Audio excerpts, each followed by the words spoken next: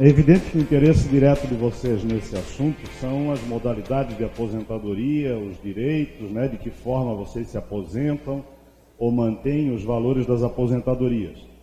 Mas nós não poderíamos fazer essa discussão sem colocar alguns outros elementos de reflexão, sobretudo num momento como esse, né, em que vocês vivem mais uma vez a ameaça de reforma no sistema de previdência, né, dentre tantas outras que nós já vivenciamos nos anos anteriores. Não poderíamos nos omitir de colocar essa discussão até para que vocês sintam a importância de participarem das mobilizações que vão tentar impedir que essas novas alterações ocorram. Então, os argumentos, mais uma vez, vêm à tona de que a Previdência não se sustenta, de que o regime dos servidores públicos é um absurdo, porque vocês têm uma centena de benesses e prerrogativas que os trabalhadores do setor privado não têm, e por aí afora. Isso tudo para justificar emendas que retiram direitos. Eu queria começar, então, perguntando, para que servem os tributos? Para que servem os impostos que a gente paga? Cada um pensasse um pouquinho. Serve para quê? Todos vocês pagam tributo, né? Seja recolhido na folha de pagamento, seja quando compram combustível, produtos de qualquer natureza. Falta cobrar tributo para respirar, mas para praticamente todas as coisas que a gente faz na vida tem embutido um determinado imposto. Ele serve para financiar a atividade do Estado, para que o Estado dê de volta à sociedade determinados serviços públicos e determinadas garantias aos cidadãos. Pode passar, por favor? A segunda pergunta, então, deve ser: quem define a aplicação desses recursos? Não somos nós aqui, não é? Quem define para onde vão esses recursos públicos são os governantes e o Congresso Nacional, não é? Os poderes executivo e legislativo. Entretanto, eles devem definir segundo a vontade popular. Os representantes no Congresso Nacional deveriam estar lá representando a nossa vontade sobre onde colocar os recursos públicos. Não é isso? Afinal, nós vivemos, teoricamente, numa democracia, pelo menos teoricamente. Não é verdade? Entretanto, não é bem assim que as coisas ocorrem, como a gente pode ver a cada dia, né? E estamos falando aqui de investimento de recursos públicos dentro do Estado, né? Não investimento para fora dele, né? Não investimento para o próprio bolso, desvios, etc. Estamos falando daquelas decisões sobre a alocação de recursos lícitas, corretas, que deveriam ser feitas nas atividades estatais a partir da definição do que o povo entende que seja mais importante de retorno de serviços públicos.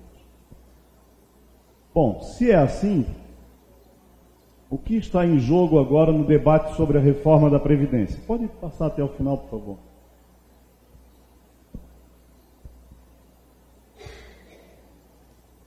A primeira questão que, se vocês atentarem para o debate, está ocorrendo, já começa, né, a toda hora o ministro Meirelles na televisão, a Rede Globo de televisão e etc., dizendo o quê?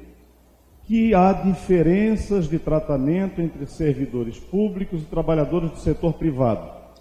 Portanto, nós precisamos resolver essas diferenças. Quer dizer, essa ótica de olhar o sistema previdenciário é uma ótica que aponta que a divisão dos recursos públicos para a Previdência é um problema dentro das categorias, é um problema entre vocês e os trabalhadores do setor privado. Não é um problema sobre decisão estatal de alocação de recursos.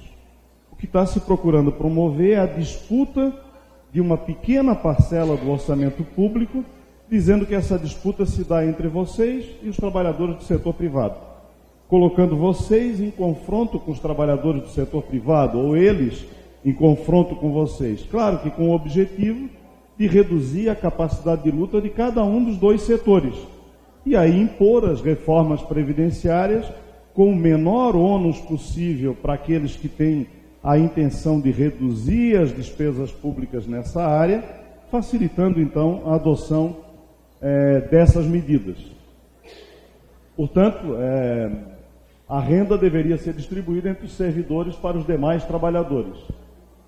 A redução da proteção previdenciária estatal está no fundo desse debate, Quer dizer, a pretensão dessa nova reforma da Previdência é reduzir a proteção, seja reduzindo, alterando novamente as condições de acesso às aposentadorias, postergando as condições de acesso à aposentadoria cada vez mais, criando novas restrições de acesso, seja reduzindo os valores dos benefícios previdenciários, tanto no setor privado quanto no setor público.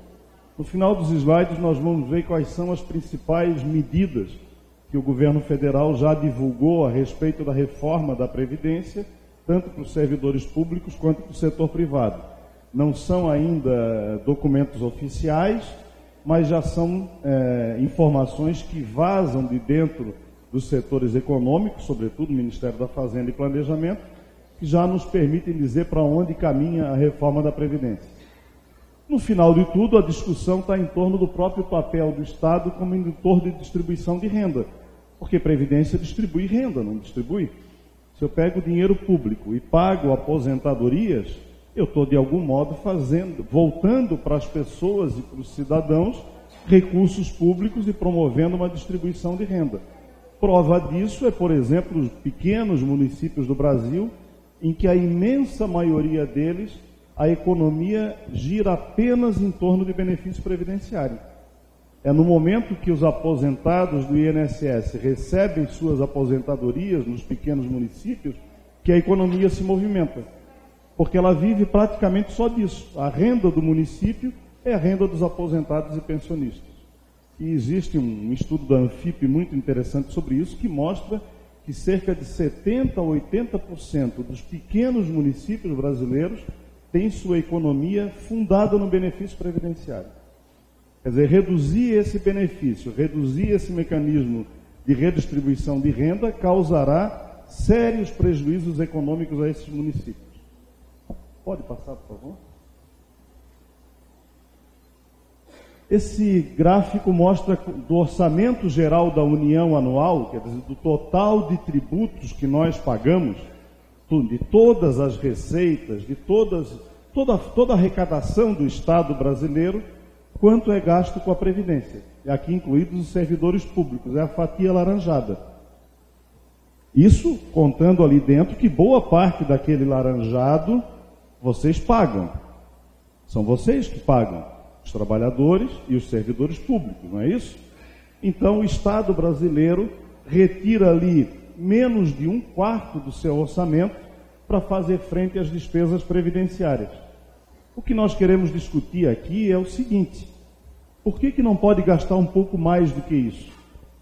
Por que cada vez que ele eventualmente gasta um pouquinho mais do que aquela pequena fatia do gráfico, a discussão é de que tem déficit, de que o sistema não se sustenta, de que é preciso fazer as reformas? Ora, porque não se quer mexer no restante da pizza. Se aceitasse mexer no restante da pizza, se a sociedade brasileira dissesse, não tem nenhum problema gastar um pouco mais com a Previdência, desde que gaste um pouco menos com outras coisas, daquele universo do orçamento, não é isso?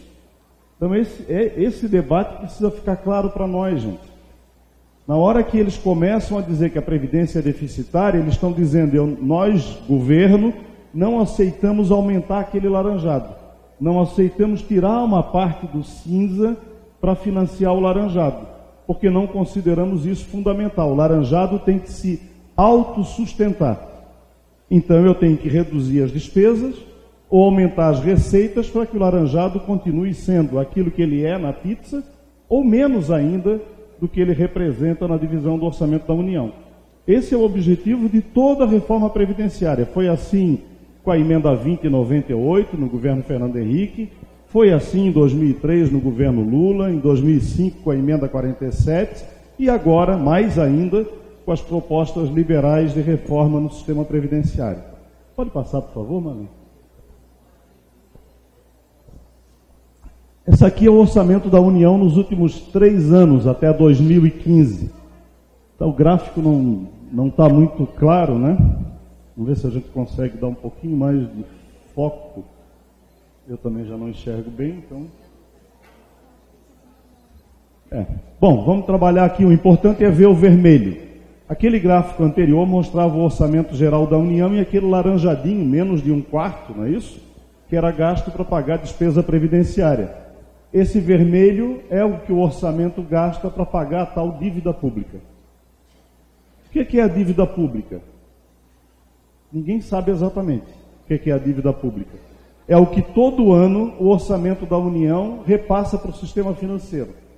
Como se fossem empréstimos tomados ao longo dos anos que geram a necessidade de fazer um determinado pagamento. Ou seja, metade, quase 47% no ano de 2015, de tudo que o Brasil arrecada, paga de dívida para o sistema financeiro. É dinheiro repassado imediatamente para os bancos, para o sistema financeiro de maneira geral, para pagar a chamada dívida pública. E ninguém nos diz exatamente que dívida pública é essa, que origem ela teve.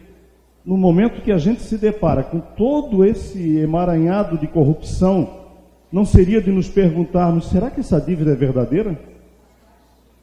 Será que ela está toda correta? Será que não tem alguma coisa aí no meio de manipulação, de contratos, etc.? Será que não mereceria uma auditoria nessa dívida, já que metade de tudo que a gente produz todo ano vai só para pagar o sistema financeiro, enquanto lá a nossa pizza representava menos de 1/3 para garantir a sobrevivência de praticamente toda a população brasileira com benefício previdenciário?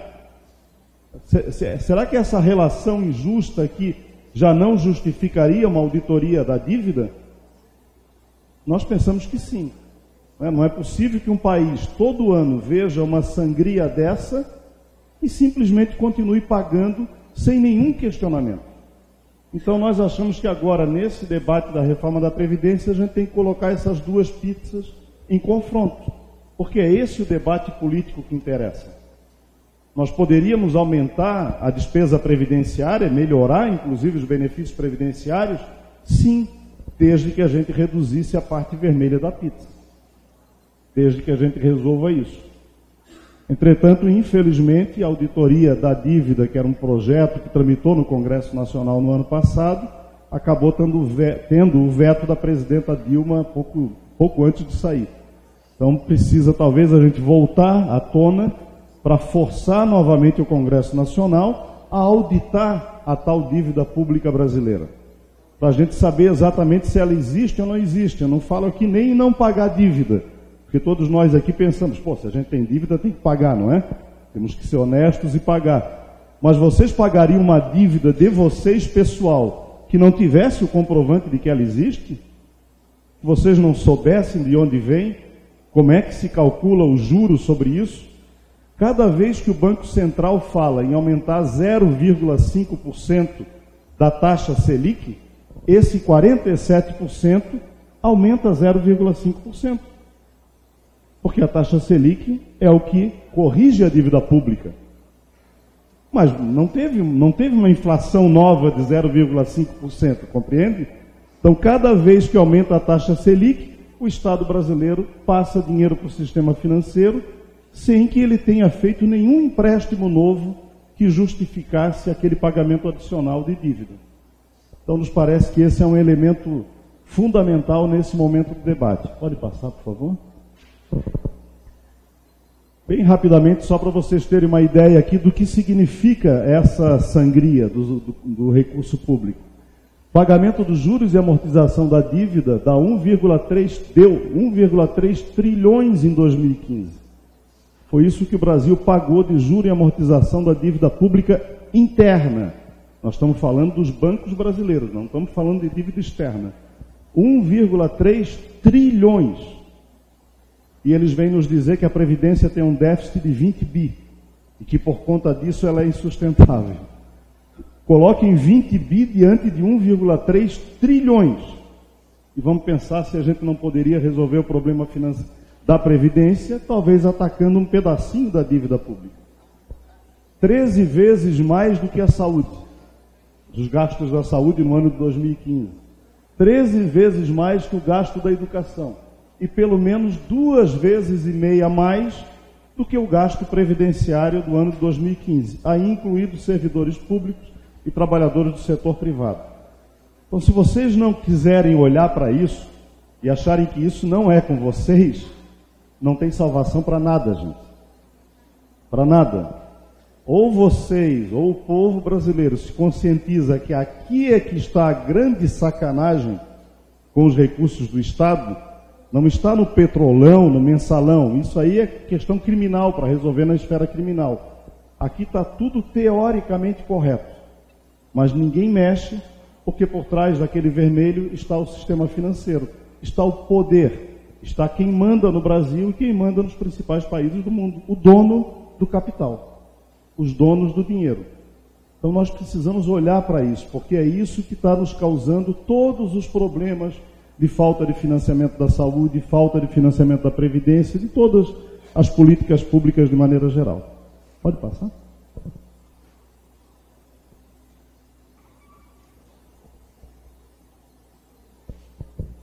que é que eu quero dizer com esse slide? Da gente tentar sair de uma discussão, e me incluo nela, porque até um slide que vai aparecer mais na frente vai reproduzir esse discurso errado, né, que aí mantive no slide, inclusive para dizer que ele está errado, de que normalmente quando a gente se defronta com debate sobre déficit da Previdência, a gente se defende dizendo: a Previdência não é deficitária. A Previdência, sobretudo a do INSS, do regime geral, não é deficitária. O jogo de palavras que o governo utiliza, todos os governos sempre utilizaram, é um jogo de palavras contábil. Ele joga para dentro da despesa com o pagamento de benefício previdenciário, o pagamento dos benefícios assistenciais. E quando ele soma os dois, comparado com a receita previdenciária, aí sim a despesa é maior do que a receita. Entretanto, os benefícios assistenciais têm financiamento próprio. Eles, segundo a Constituição, quem paga a despesa com benefícios assistenciais deve ser o orçamento da União e não o orçamento da Previdência. Então, se eu retiro os benefícios assistenciais da conta, o que ficou como previdenciário é superavitário, e bastante superavitário, suficiente para melhorar os benefícios do regime geral de previdência. Entretanto, quando a gente embarca nessa conversa, que está correto também explicar por que não há déficit, nós já estamos aceitando que o debate é um debate sobre financiamento. E que esse debate sobre financiamento do modelo tem a ver com quanto os trabalhadores vão pagar, ou trabalhadores e servidores públicos, com a qualidade dos benefícios que vão receber, com a rapidez com que vão receber, né, ou com as medidas de postergação dos benefícios. Então, a gente, na verdade, embarca no discurso de que o problema é interno ao sistema e que deve ser resolvido internamente ao sistema. E ele não deve ser resolvido assim. Qual seria o problema se a sociedade brasileira dissesse: previdência é imprescindível, é a primeira política pública em importância, talvez se coloque ao lado da saúde, e já vamos, para ir mais além a gente já vai ter dúvida, né? Previdência é imprescindível para garantir a sobrevivência das pessoas. Qual é o problema de dizer então, de concluir então, que ela poderia ser financiada pelo orçamento público, mesmo sem desconto dos trabalhadores? Por que não? Por que não? É uma decisão de orçamento, é pegar aquela pizza laranjadinha lá no começo, aquele pedaço, e dizer: não, ela não vai ocupar só esse pedacinho, ela vai ocupar mais. Ela vai ocupar um quarto mesmo, ou talvez um pouco mais do que um quarto, talvez metade do orçamento deveria ser destinado para isso. Por que não? Alguns países do mundo adotam essa prática. Países escandinavos, sobretudo, não têm desconto para financiamento da Previdência. Quem financia as aposentadorias é o orçamento fiscal, é o orçamento geral daquele país, não necessariamente vindo da contribuição de cada um, para que a soma das contribuições tenha que ser igual à soma das despesas. Então, acho que está na hora da gente começar a repensar essa questão, e a hora é boa porque vem o debate a respeito da reforma da Previdência, para pensar, não é o caso da sociedade decidir o que é que ela quer?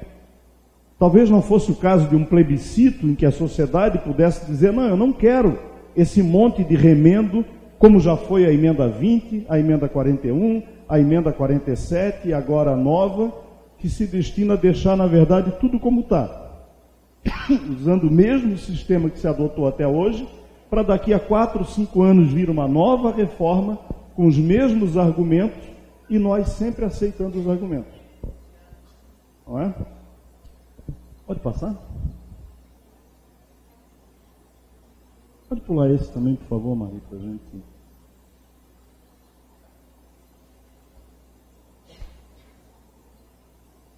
Se o papel da Previdência é esse que está no slide, pode clicar mais uma vez.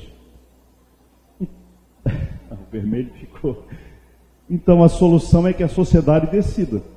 Se ela é tão fundamental assim, eu penso que é, porque se trata de garantir a sobrevivência digna das pessoas quando elas perdem a capacidade laborativa ou atingir uma determinada idade, nós estamos dizendo que a sociedade decidiu que essas pessoas são merecedoras dessa proteção, porque já deram 30, 40 anos de trabalho para a produção nacional, né, para o bem nacional, e agora merecem descansar ou terem uma vida um pouco mais tranquila.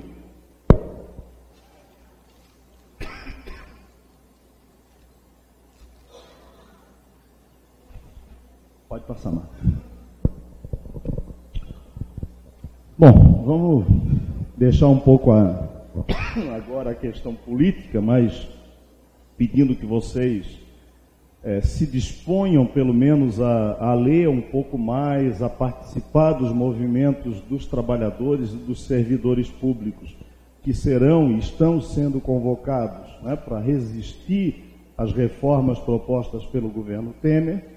Nós vamos então passar agora para questões um pouco mais práticas de como funciona o sistema.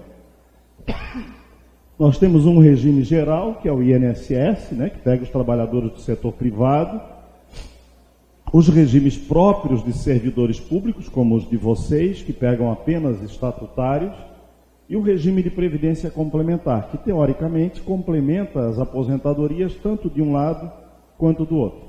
Pode passar? Esse é o sistema brasileiro, né? Não está aqui os militares porque a representação, a repercussão deles quantitativa e orçamentária não é tão significativa assim, não chega a interessar. Algumas diferenças e semelhanças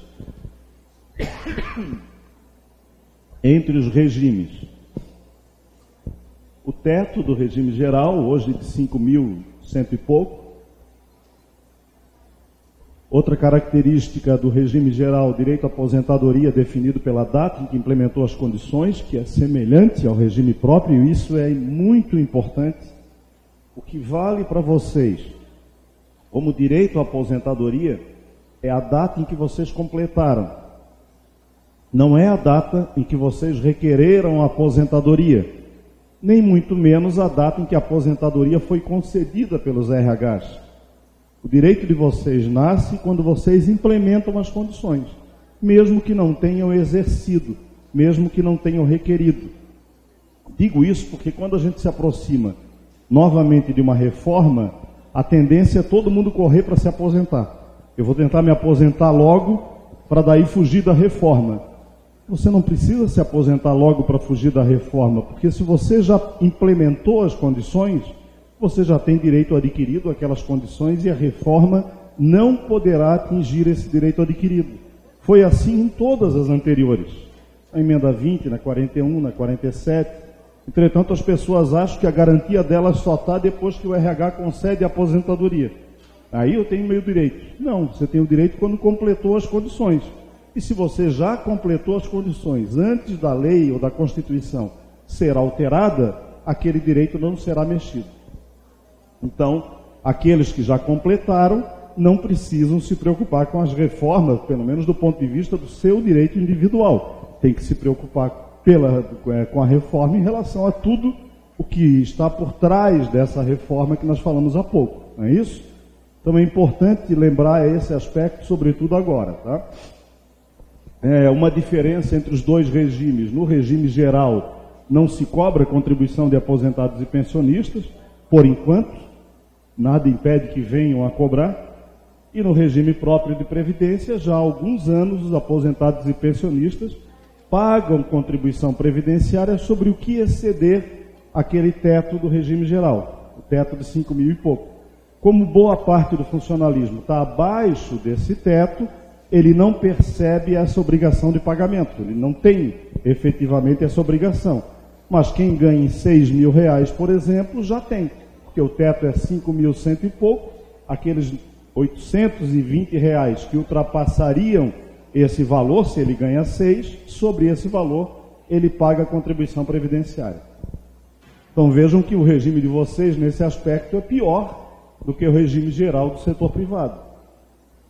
No setor privado não há paridade entre ativos, aposentados e pensionistas, entendendo que paridade é o direito de ter no futuro estendido a si todo e qualquer benefício novo concedido a quem está em atividade.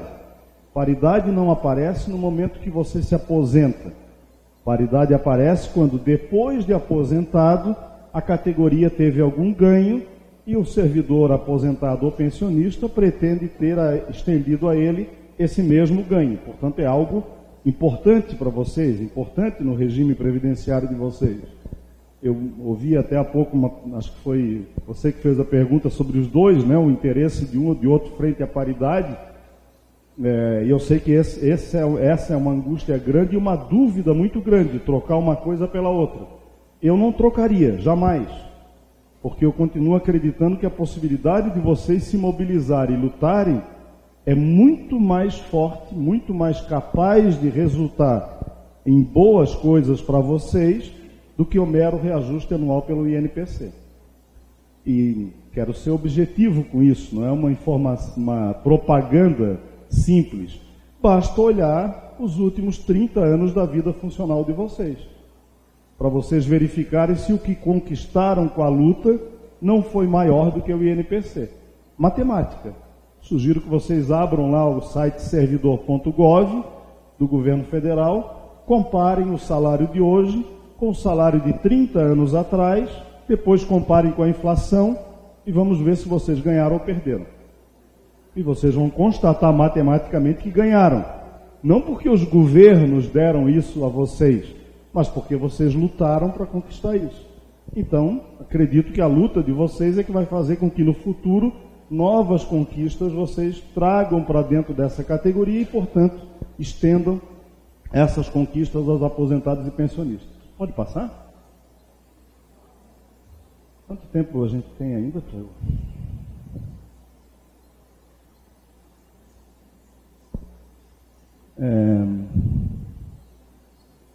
Opera em regime de repartição, isso não é tão importante, é mais técnico. A atual relação no setor privado, regime geral, isso é importante, porque é parte daquele debate sobre déficit da Previdência. Quando é que um regime previdenciário é estável financeiramente? Segundo os atuários, os matemáticos dessa área, você tem que ter no mínimo uma relação de 3:1, 3 em atividade para 1 aposentado, para que o regime seja estável. Por que isso? Porque se você paga 11% e o empregador paga 22%, cada trabalhador em atividade gera 33% de receita, certo? Se eu tenho 3 ativos, eu somei 99% de receita, capaz de pagar um aposentado que consuma esses 99 ou 100, né, algo próximo de 100. Então, sempre que eu tenho 3 ativos para cada aposentado, eu tenho um regime estável. Se eu tenho 4:1, eu tenho um regime superavitário. Se eu tenho 2:1, eu tenho um regime deficitário.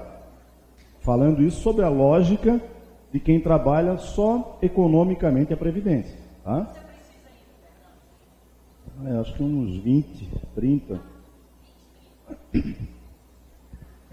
No regime geral de Previdência, a atual relação é 4:1. Então, ele é superavitário. Toda aquela balela na televisão de que é deficitário, que não sei o quê, a prova está aqui, na relação 4:1. E nós ainda temos pelo menos 45% da população economicamente ativa no Brasil, aquelas pessoas que estão em idade de trabalhar, sem carteira assinada, trabalhando sem carteira assinada. Portanto, não pagando previdência. mas um dia elas vão bater as portas do Estado, mais cedo ou mais tarde, não é isso? Então, se nós tivermos uma política econômica que integre essas pessoas, que formalize essa relação de trabalho, certamente nós vamos mudar de 4x1 para 5x1, talvez 6x1. Então, o regime geral de previdência é superavitário e poderia ser ainda mais, desde que a gente tenha clareza sobre as políticas, né? E desde que não se enfie dentro da despesa previdenciária a despesa assistencial, cujo financiamento é do orçamento fiscal e não do orçamento previdenciário. Já no regime de previdência dos servidores públicos, essa relação é deficitária. Basta olhar nessa sala, né? Levante a mão, por favor, quantos estão em atividade? Qual é a relação aqui nessa sala? É menos de 1x1, né? Tem mais aposentados do que ativos. Bom, então eu arrecado 33, se eu tivesse 1x1, arrecado 33 para pagar teoricamente 100. Ora, então ela é deficitária. Não é isso? A questão é, quem é que tem que pagar a diferença? Se nós dissermos que essa diferença é justo que seja o orçamento fiscal que pague, é uma decisão da sociedade. Nós não precisamos dizer, então, tem que reduzir as aposentadorias dos servidores públicos para que um dia o regime seja equilibrado. Aí nós estamos indo só para a matemática, só para a economia. Não estamos indo para a discussão política central, quer dizer, é justo ou não é justo que as pessoas se aposentem e tenham a garantia de suas aposentadorias? Se a gente disser que é justo, vamos mexer naquela pizza do orçamento e botar mais dinheiro no sistema previdenciário. Se a gente achar que é injusto, vamos cobrar de vocês. Vamos dizer, ó, tem que cobrar, todo mundo tem que pagar 11, mesmo quem está abaixo do teto, ou tem que reduzir o acesso, tem que postergar cada vez mais o acesso à aposentadoria, ou reduzir o valor do benefício. Essa é a lógica dos governos, de todos os governos. Independente da matiz ideológica, todos, infelizmente, nos últimos 30 anos, nesse aspecto, pensaram exatamente igual. Sem nenhuma diferença, porque todos foram, de algum modo, controlados pelo poder econômico e pela visão econômica dessa despesa pública. Para quem pensa do ponto de vista econômico, gastar com a previdência e gastar com a saúde coloca em risco o pagamento da parte vermelha da pizza, que é o dinheiro que tem que ir para o sistema financeiro. Se eu começo a gastar mais, daqui a pouco o Estado não tem dinheiro para pagar a dívida pública. E essa é sagrada para eles, porque esse é o dinheirinho que entra nos bancos, 1,3 trilhão de reais todo ano. Pode passar? Pode pular esse também, para a gente acelerar um pouco. Esse também já falamos, a farsa do déficit, né? Pode pular?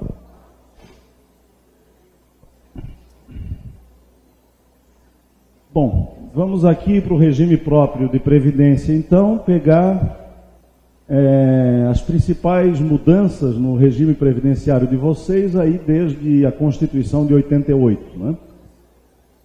Eu diria que no momento da aposentadoria de um servidor público hoje em dia, e ele faz isso indo lá no RH, né, ou mesmo consultando o sindicato, as assessorias jurídicas dos sindicatos, o servidor tem que olhar para alguns momentos, para algumas datas, sempre tendo na cabeça que o que importa é a data em que ele completou as condições para se aposentar.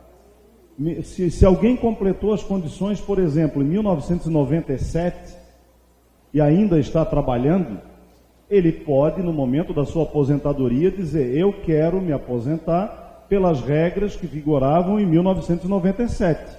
E pegar aquelas regras e o RH aplicará na aposentadoria dele. Então, o que interessa é a data em que implementou. Até 1998, até a emenda 20, o que valia era a original redação do artigo 40 da Constituição. Eu costumo brincar que era a época que a gente tinha o paraíso, né? E daqui para frente, quando os slides forem passando, a gente vai começar a entrar no inferno. E lá no final, nos últimos slides, a gente está atolado nele até a cabeça, que são os servidores ingressantes depois de fevereiro de 2013.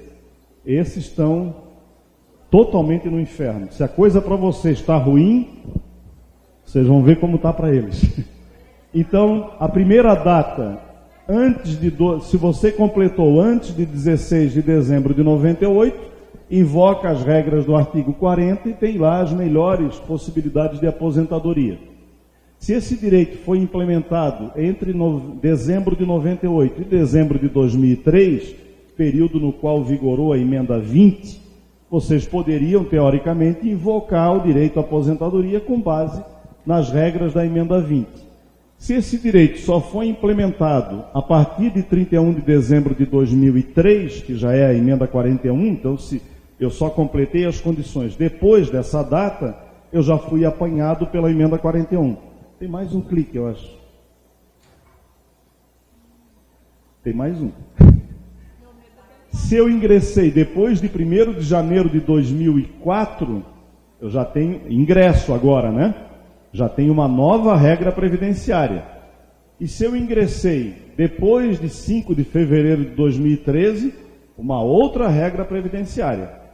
Então, nós precisamos contar o nosso tempo de serviço e descobrir onde é que a gente se enquadra nisso.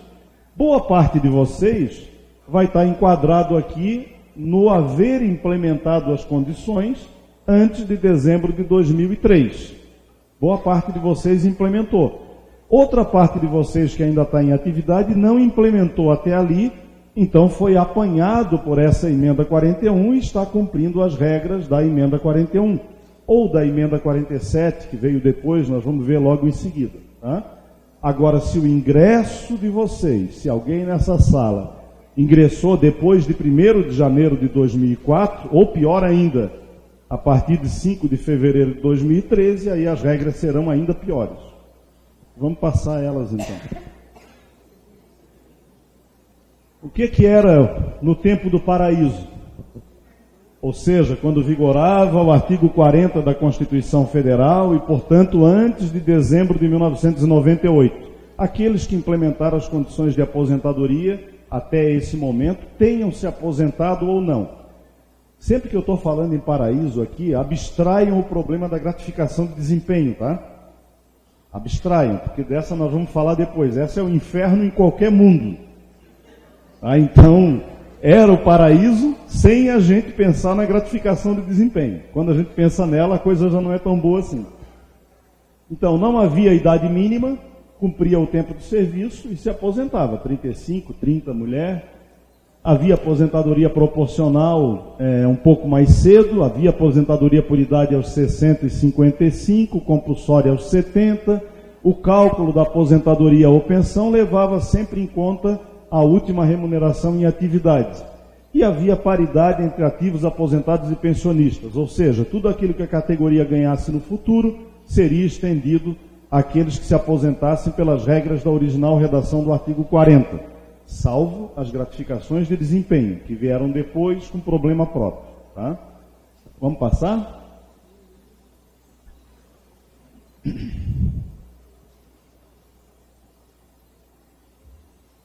Veio então a emenda 20, 1998, lá no governo Fernando Henrique.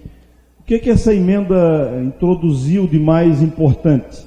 O objetivo dela era postergar o acesso à aposentadoria, fazer com que as aposentadorias viessem mais tarde, né, de modo a economizar. Quanto mais demorasse a aposentadoria de vocês, menos teria despesa com pagamento de aposentadoria. Não é isso? Então a lógica era essa. Se manteve, então, a aposentadoria aos 35 e 30 anos, porém passou a se exigir uma idade mínima. Então, mesmo que houvesse completado aquela idade, tinha agora que cumprir também o requisito de idade mínima. Cumprir também um pedágio adicional de 20% do tempo que faltava lá em 98. Então, se eu, homem, em 1998, tinha 30 anos de serviço, faltava 5 anos para atingir os 35. Então, além de ter que esperar os 35 e cumprir o requisito de idade de 53, eu passei a ter agora a obrigação também de pagar o pedágio de 20% sobre 5 anos que faltavam. Então, dava ali mais um ano, mais ou menos, não é? Então eu vou ter que cumprir os 35, mas na verdade não vou poder sair, vou ter que esperar os 36. Esse era fundamentalmente as exigências da emenda 20. Introduziu 5 anos no cargo, a exigência de 5 no cargo e 10 no serviço público, como medida para tentar impedir o que ocorria até então. O servidor era servidor a vida toda como nível médio, fazia um concurso para fiscal, tomava posse no dia seguinte e se aposentava como fiscal. Isso ocorria de monte.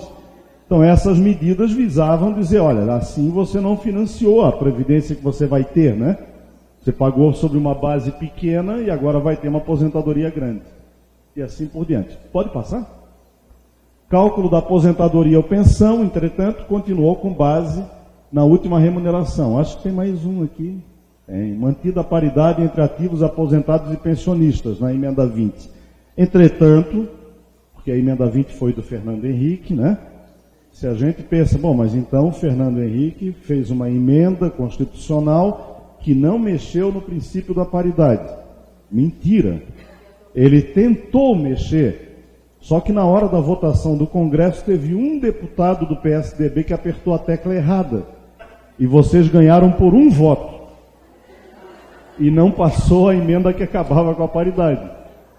Não sei se vocês lembram. Não foi o Aécio, não.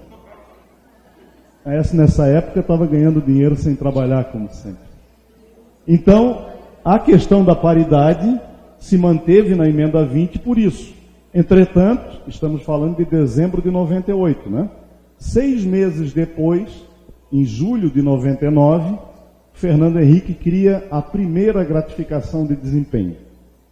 E aí começa o inferno a vir atingir todos nós aqui, né? Primeira gratificação de desempenho, inclusive essa primeira, que foi o Ministério da Fazenda, em que não se estendia nada aos aposentados e pensionistas, era zero essa primeira. Tá? Então quebra o princípio da paridade, não é? Ainda que a Constituição diga que mantém, na prática se quebrou. Pode passar?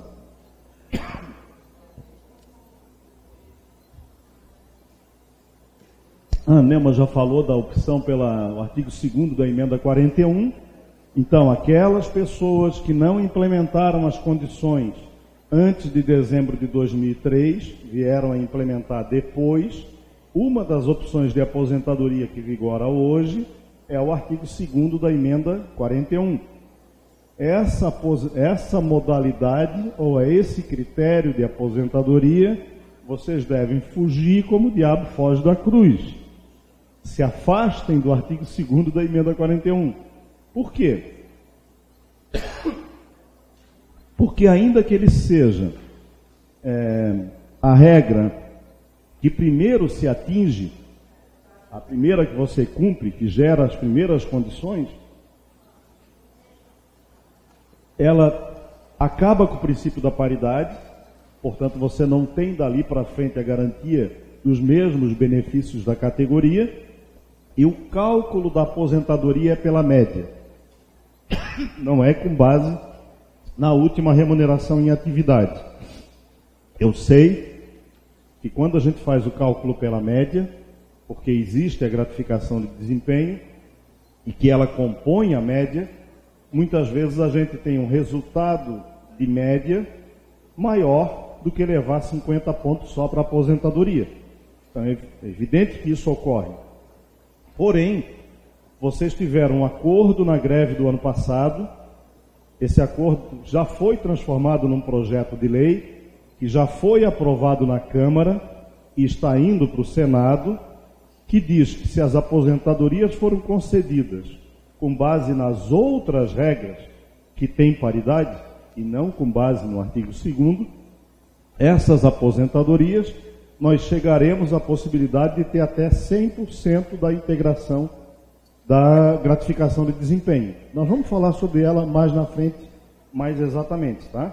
Então, só o fato de já estar em perspectiva de mudança, o critério de incorporação da gratificação de desempenho já deveria fazer todo mundo se afastar de uma regra previdenciária que não tem garantia de paridade.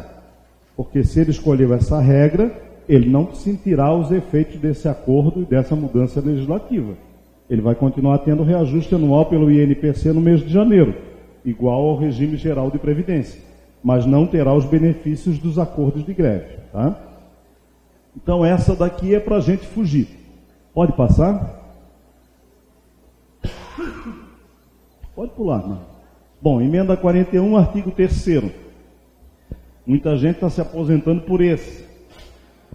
O artigo 3º da emenda 41 diz o quê?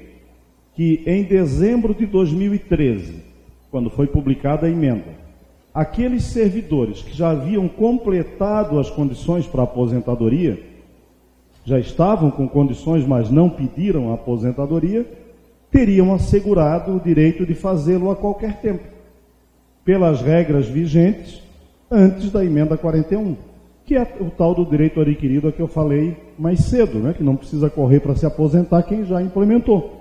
Então o artigo 3º da emenda 47 reitera isso. Diz: aquele que já completou as condições antes de dezembro de 2013, condições que existiam naquela época, estamos falando então da original redação do artigo 40, ou das redações da emenda 20, que vigoravam antes da emenda 41, essas pessoas, se completaram aquelas condições, podem se aposentar com base naquelas regras previdenciárias. Mas quem completou depois, não. Porque essa regra é para quem já tinha direito adquirido a aposentadoria naquele momento. Não é para quem completou em 2004, 2005, 2012, 13, 14, etc. Bom, esse então é o artigo 3º da emenda 41. Pode passar? Mais uma vez, ele só tremeu. Aí, isso. Não, tudo bem, pode dar um clique que vai aí. Isso. Depois vem o artigo 6º da emenda 41. Também estamos falando aqui de servidores que não haviam completado as condições até dezembro de 2013, não é? E, portanto, foram apanhados pela emenda 41 e estão cumprindo regras de transição contidas na emenda 41, buscando a sua aposentadoria por uma dessas regras que a Nelma já falou, já detalhou para vocês. Aqui estamos só repetindo, né? Para aposentar pelo artigo 6º, que eu chamaria de aposentadoria por idade, entre aspas, eu tenho que ter 35 ou 30 anos de serviço com idade mínima de 60 ou 55. Tenho que ter 5 anos no cargo, 20 no serviço público e 10 na carreira. Se eu conseguir cumprir isso tudo, o cálculo da aposentadoria ou pensão levará em consideração a última remuneração em atividade e fica preservado o princípio da paridade, ressalvando mais uma vez o problema da gratificação de desempenho, que essa a gente tem que tratar em separado. Tá? A questão da pensão, a Nelma já falou para vocês, né? Se quiserem deixar uma boa pensão, se tiverem um apreço pela pessoa que fica, essa forma de aposentadoria não é tão interessante, porque ela segura 100% só até o teto, e acima do teto de 5 mil e pouco, 70% do que exceder. Pode passar? Vem então a... Pulou. Bom, tudo bem.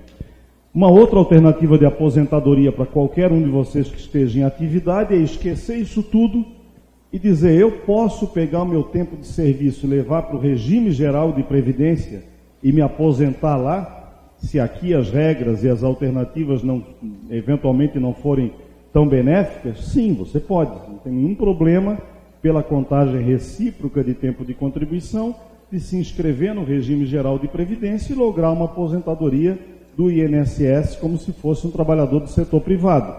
Entretanto, se você opta por essa alternativa, perde o direito à paridade, não é? Porque você vai para um regime previdenciário privado do INSS, do setor privado, aliás, cujos reajustes dali para frente não levarão em conta as mudanças que houver na categoria. Eles serão anuais com base no INPC. Mas é uma possibilidade. Dentre as tantas que a gente está falando aqui, que a Nelma colocou mais cedo, essas regras de aposentadoria são opcionais. O servidor é que escolhe no momento de se aposentar. Pode passar? Mais um clique, por favor.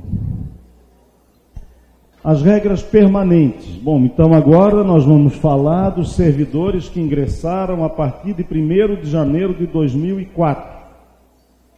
Servidores que ingressaram depois da emenda 41, que é aquele que já está esquentando, né? Ele já está com metade do corpo dentro do inferno. A outra parte ainda está conseguindo respirar um pouquinho. Então são ingressantes a partir desse momento e até 5 de fevereiro de 2013, porque se ingressou depois, aí então está no gargalo, está aqui em cima, né? Então vamos lá, aposentadoria por tempo de contribuição, 35 ou 30, idade mínima de 60 e 55 sem nenhum refresco, não tem possibilidade de antecipar nenhuma forma de aposentadoria, tem que ter 5 no cargo e 10 no serviço público. O cálculo será pela média, não há opção de outra modalidade tentando levar a aposentadoria integral, ele será pela média e ele não tem paridade. Quer dizer, quem entrou no serviço público a partir de janeiro de 2004, é esse o universo previdenciário dele. Essas pessoas aqui, gente, dizer que elas ainda vão gerar um déficit previdenciário é um absurdo, porque eles não sairão antes de 60 anos, né, ou 55 mulher, antes de 35 de contribuição, levarão cálculo pela média, portanto terão alguma redução, ainda que eventualmente seja pequena, mas terão, porque a média geralmente gera redução no valor da aposentadoria, né? Não terão paridade, dali para frente o reajuste será pelo INPC. Então o que eu quero dizer com isso? Que aquilo que precisava ter sido feito de maldade no regime previdenciário dos servidores públicos, já foi feito. Não é preciso mais maldade ainda. E nós vamos ver que ainda fizeram a de 2013, né? Que é dos servidores que ingressaram dali para frente. Não precisa de mais maldade para que o regime seja equilibrado financeiramente. Se eu tivesse só essas pessoas, eu teria hoje um regime que só arrecada, porque não tem ainda aposentados, não é isso? Só vai ter essas pessoas daqui a 30, 35 anos. Na melhor das hipóteses, alguém trouxe tempo de serviço de fora e vai se aposentar mais cedo, mas vai ter que cumprir os 5 anos no cargo, 10 e tal. Então a maldade já foi feita. Mas essa é a regra para os novos companheiros e, portanto, precisa o sindicato também se dedicar a ela, né? Porque são aqueles servidores ingressantes a partir de 2004. Pode passar? Ih, dá mais um clique aí, senão vai ficar... Pode passar, por favor. O que ficou para trás ali era a pensão, né, do servidor que ingressou depois de 2004, que é aquela regra. Até o teto do regime geral ele terá 100% da pensão, que ultrapassar o teto ele terá 70% desse excedente. Agora, aquele servidor que ingressou a partir de 5 de fevereiro de 2013. Por que essa data? Porque é a data que se considera implementadas todas as regras que regularam o regime de previdência complementar para os servidores públicos. Então, aqueles que ingressaram a partir desse momento passam a ter essas regras. E que regras são, então? São aquelas anteriores, da atual redação do artigo 40, portanto, 60 de idade, 35 de serviço homem, né, ou 30 como 55, sem direito à paridade, cálculo pela média, e aqui com um problema adicional. Se esse servidor ganha, por exemplo, 10 mil reais, e na hora de calcular a média dele lá na aposentadoria, deu 9, por exemplo, ele vai levar os 9? Não, ele leva até o teto. O regime próprio, a partir de 2013, para quem ingressou depois de 2013, tem teto. Então, se o salário dele é 10, primeiro calcula a média. Se a média ultrapassou o teto de 5 e pouco, ele vai receber 5 e pouco. Os outros 5 mil de diferença do que ele recebia, ele não leva. Ele perde, a não ser que ele contrate um regime de previdência complementar que eventualmente lhe dará essa diferença se o resultado daqueles investimentos chegarem a isso, tá? Então, por isso eu digo que é o pior dos mundos, né? Porque aqui, além de você já não ter integralidade, não ter paridade, Cálculo pela média, aposentadoria lá no limite do que talvez seja suportável. Além disso, tem teto para o benefício previdenciário, você está na pior das situações possíveis. Tá?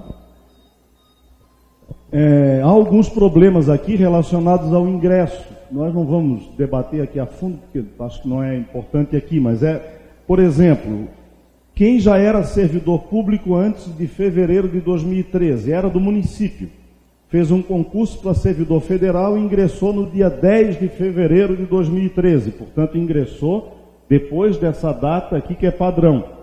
Vale as regras previdenciárias anteriores ou ele vai ser considerado ingressante novo no serviço público e valem essas? Esse é um debate jurídico que a gente tem feito para tentar fazer com que as pessoas nessa específica condição que eu falei, que já tinham um ingresso anterior, possam ser considerados servidores vinculados ao regime previdenciário antes e não lhes seja aplicável essa última regra tão desfavorável. Mas é um debate que certamente terá que ser levado a juízo e vamos ver qual é o resultado final. Mas se vocês tiverem alguma pessoa nessa condição, é pedir para que procurem o sindicato, a assessoria jurídica, para analisar a situação particular dessa pessoa e ver se é possível a gente fazer uma ação judicial que o coloque numa situação um pouco mais benéfica. Significa excluí-lo do teto, grosso modo, não é? É colocar na situação anterior e excluí-lo do teto previdenciário. Pode passar? Pode passar também? Aqui nós não vamos, eu não sei, tem alguns presente aqui que tem ingressado depois de 2013? Não? Então acho que vamos pular um pouco o regime de previdência complementar, porque interessa sobremaneira a esses servidores. Por uma questão de tempo a gente pula, tá? Pode passar, Mari, para a gente ver onde que chega na frente. Pode passar. Tá, vou falar. Pode passar. Vamos em frente, vai. Não, pode retornar, por favor, naquele ali, no anterior. Aí, isso. Que é o que a Terezinha está falando agora há pouco. Estamos falando dos servidores que ingressaram depois de 5 de fevereiro de 2013, certo? Naquela hipótese em que o sujeito ganha, sei lá, 10 mil reais, o teto que vão pagar para ele no regime próprio é 5.100 e pouco, e ele, se quiser ter a complementação, busca um regime previdenciário. Seja o FUNPRESP, que é o regime que foi criado para os servidores do Poder Executivo, seja contratando qualquer plano previdenciário no sistema financeiro. Não é? Qual é a alteração que teve mais recentemente em relação a esses servidores que já estavam no pior dos mundos previdenciários? É que a opção por qualquer modelo de regime de previdência complementar é uma opção. Só faz previdência complementar quem quer. O Estado não pode obrigar uma pessoa a aderir a um regime de previdência complementar. Ela sendo sabedora de que terá uma perda substancial na aposentadoria, cabe a ela decidir se vai contratar um regime previdenciário ou não. Pode ser que ela decida, não, eu vou pegar esse excedente de dinheiro que eu tenho e vou tentar investir em imóveis, não é? Eu vou tentar fazer uma poupança por minha conta, enfim, uma decisão de caráter pessoal. Entretanto, há pouco tempo atrás veio uma medida provisória, depois convertida em lei, obrigando essa adesão, mas obrigando no seguinte sentido, dizendo que quando o servidor ingressa, para esses novos, né, de 2013 para cá, então se ingressar amanhã, o servidor ingressa optando presumidamente. Então o sistema começa a descontar a contribuição para o regime de previdência complementar dele. E ele terá que dizer não no prazo de 90 dias. Se ele não quiser permanecer, ele tem que dizer não. Se ele disser não no prazo de 90 dias, será excluída essa contribuição obrigatória, vamos dizer assim, e devolvidos aqueles 2 ou 3 meses, 1, 2 ou 3 meses, que houver sido feito desconto. Então não é que tenha sido obrigatório, não é? É que se inverteu a lógica da opção. ao invés do sujeito procurar o RH para optar por aderir e entrar no sistema, ele ingressa no serviço público participando do sistema de previdência complementar e terá que dizer não no prazo de 90 dias. Se ele não disser não no prazo de 90 dias, ele poderá dizer depois, sim, ele poderá dizer a qualquer tempo que quer sair do regime de previdência complementar. Porém, depois de 90 dias, isso vai ser considerado tributariamente como saque de contribuição de previdência complementar. Que aí a regra tributária vai incidir imposto de renda sobre aquilo que ele pagou naqueles 4, 5, 6 meses, né, o tempo que ele ficou contribuindo, vai incidir tributo e vão tirar dele aí pelo menos 30%, 25% do que ele pagou. Então, se o servidor não quiser participar, tem que dizer não no prazo de 90 dias. Existe uma ação direta de inconstitucionalidade no Supremo, correndo, ajuizado pelo PSOL, buscando o reconhecimento da inconstitucionalidade dessa obrigação, né, de ingressar já aderindo ao regime de previdência complementar. Tá? Pode passar, vamos para finalizar aqui, gente. Rapidamente, os reflexos decorrentes do acordo da greve do ano passado, né, que daí muda a questão previdenciária dos servidores em relação às gratificações de desempenho. Aquela questão que a gente falou, né? Pelo acordo de greve de vocês, tanto no Ministério da Saúde quanto no INSS, as gratificações de desempenho, que hoje só se incorpora 50 pontos na aposentadoria, elas passarão a incorporar no ano que vem, onde é que está o percentual, que eu já esqueci, 67% no ano que vem. O que vai se fazer? Vamos pegar uma situação de alguém que esteja em atividade, né?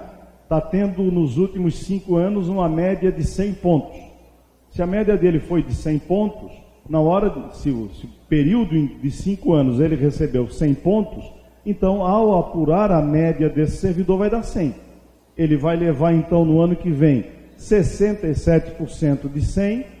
Em 2018, janeiro de 2018, ele passa a 84% de 100 pontos. E lá em 2019 ele passa a 100% de 100 pontos. Então, até 2019, se o Senado aprovar o projeto de lei que já foi aprovado na Câmara, que reproduz o acordo que vocês fizeram na greve do ano passado. Tá? Não aprovou ainda? Não aprovou. Mas aprovou na Câmara há 10 dias atrás, 15 dias atrás. Então, nós estamos supondo que vocês vão pressionar o Senado Federal a que ele aprove esse projeto de lei. Nessa hipótese, em 2019, nós teremos a possibilidade de receber 100% da gratificação de desempenho na aposentadoria. Tá? Servidores cuja média não tenha sido 100. Vamos supor que alguém aí nos 5 anos que vai ser apurado tenha dado 90 pontos na média. O mesmo raciocínio. A média foi 90, ele terá 67% da média no ano que vem, terá 84% da média em 2018 e terá 100% da média em 2019. Então, comparando os dois exemplos, o primeiro vai levar 100 pontos e o segundo não. Ele vai levar 100% da média. Se a média dele foi 90, é 90 que ele leva. Tá? Agora, pegando situações de quem já está aposentado. Supondo alguém que haja se aposentado e durante o período dele em atividade, ele chegou a ter pelo menos 5 anos de recebimento da gratificação de desempenho, com média 100, por exemplo. Alguém que se aposentou o mês passado, né? Não tem a lei ainda, ele aposentou mês passado. Ele será atingido pelo acordo? Sim, será alcançado pelo acordo. Da mesma forma, vai se pegar os 5 anos anteriores dele, apurar a média das gratificações de desempenho que ele recebeu nos 5 anos, no ano que vem ele vai para 67, hoje ele está recebendo 50 pontos, não é isso? Ele já está aposentado, então ele está levando 50 pontos da gratificação. No ano que vem ele vai levar 67% da média, depois 84% da média e depois 100% da média. Se a média dele tinha dado 100, em um determinado exemplo, a grande maioria de vocês é isso, é 100, porque tanto no Ministério da Saúde quanto no INSS, essas gratificações, regra geral, não tem reduzido de 100 na apuração. Então, esse servidor que tem média suficiente de 5 anos para calcular, levará. Alguém que já está aposentado há muito tempo e que, por exemplo, há 6, 7 anos atrás, e que não chegou a ter média de 100, já pegou a gratificação já com 50, ou seja, estava aposentado, de repente nasceu a gratificação de desempenho e essa pessoa começou recebendo 50 e está recebendo 50 até hoje. Se eu apurar a média de 50, 5 anos, que é o que diz o projeto de lei, se eu apurar a média desses 50, vai dar 50. E se eu aplicar essa regra, no ano que vem, ele tem 50 hoje, no ano que vem ele teria 67% de 50. Portanto, menos até do que 50. Não é isso? Depois ele teria 84, menos do que 50. E depois teria 100% de 50. Então, esses servidores que não têm uma média boa para apurar, uma média que justifique que melhore de 50 pontos a incorporação, ainda que estejam alcançados pelo acordo de greve e alcançados pelo projeto de lei, o resultado financeiro é zero. Então, para essas pessoas não terá efeito, né, o projeto de lei que faz essa alteração. Para essas nós teremos que fazer uma outra ação judicial que vai dizer, ora, se antes essas pessoas já sofriam lesão ao princípio da paridade, porque o ativo estava ganhando 100 e ela estava ganhando 50, agora ela tem lesão ao princípio da paridade porque tem aposentado ganhando 100 e essa outra pessoa aposentada ganhando 50. Então a paridade agora já não é mais nem só em relação aos ativos, é em relação ao próprio corpo de aposentados. Então vai surgir uma ação judicial quando o projeto for convertido em lei, para que a gente busque que essas pessoas também sejam beneficiárias, de algum modo, do resultado financeiro daquilo que foi o acordo. Nós fizemos emenda nesse sentido, mas a emenda não foi aprovada na Câmara, tá? Então, o projeto foi para o Senado, terá que ser reapresentada a emenda lá. Pode passar?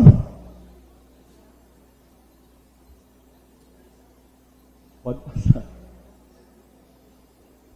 No caso das GEDAIs, do INSS, portanto aqui estamos falando só de servidores do INSS, porque esse item do acordo de greve não se aplica aos servidores do Ministério da Saúde.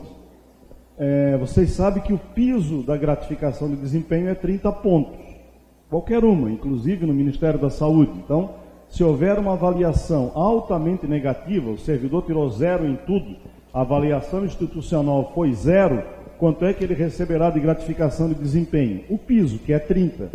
A lei diz que ninguém receberá menos do que 30 pontos. No caso da GEDAS do INSS, foi a única gratificação que houve essa alteração, o piso deixa de ser 30 e passa a ser 70. Então, o que vai variar são os 30 pontos que ultrapassam os 70. Isso é que vai ser submetido à avaliação de desempenho individual, coletiva e etc. Mesmo que o servidor tire 0, ele vai levar 70. Por que isso é relevante? Primeiro, porque o servidor não fica com a insegurança tão grande de cair para 50. Na pior das hipóteses, ele cai para 70. Não é isso?